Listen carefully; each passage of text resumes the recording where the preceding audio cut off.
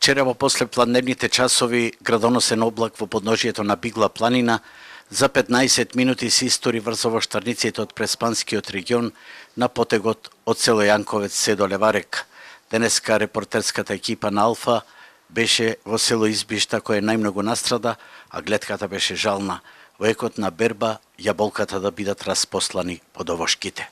Вчера незапамтено и по старите лица не памтат град во октомври среде берба, во услови кога нема потреба да се појави град, се појави во Јанковец, Избишта, Болно, Леварека и штетите се катастрофални. Зафате големо невреме со град, ветер и траеше негде околу 10 до 15 минути.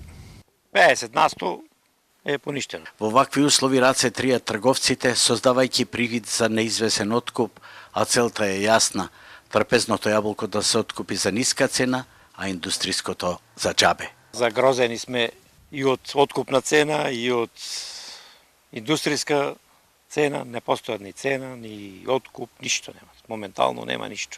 Проблемот во јаболката е со откупот е прва работа, временски непогоди втора работа. Немаме загарантирано ни откуп, така да размислуваме и за промена на култура.